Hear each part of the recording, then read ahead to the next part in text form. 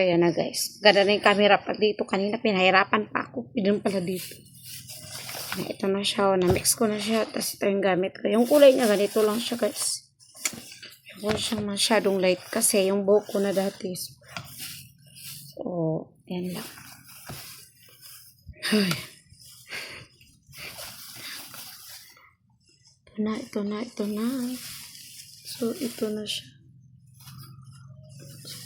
Totaling lalagyan ko is yung tumubong hair lang. Tumubong hair lang. Kasi, mahaba na kasi yung itim niya ngayon.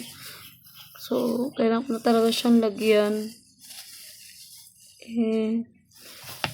Yung day off ko kasi is, good for 1 day. Kaya, rin ako makalabas din. Kaya, ginagawa ko talaga pag magalit. Ako na lang nagkukulay para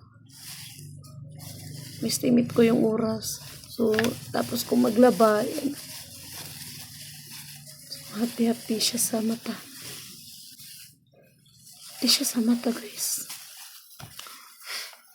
Sa mga dyan ha, beware po to, babala. Huwag niyo pong gayahin si Inday. Kasi hindi po lahat ng mga nasa video ay pwede. Yung iba kalukuhan lang, yung iba naman is bahala na. Ayan na, may cellophane siya sa tenga. Oh. Safe.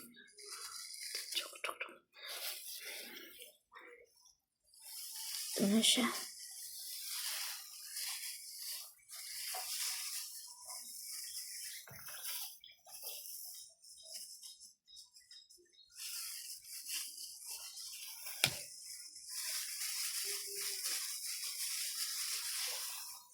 So, kung napansin nyo, may mali ba sa mga ginagawa ko, hayaan nyo na ako ay.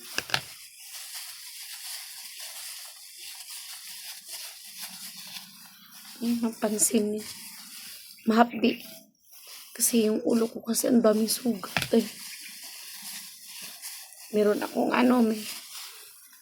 may sugat yung ulo ko. Mga pimples ako sa ulo. Sino nakaranas ng ganun? May pimple sa ulo.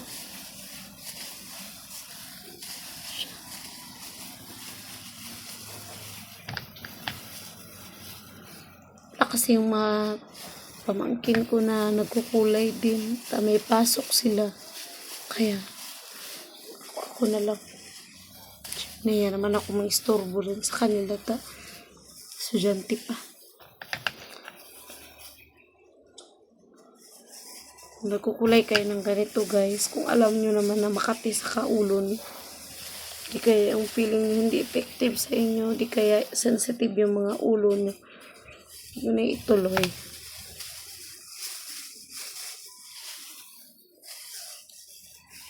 Babay muna.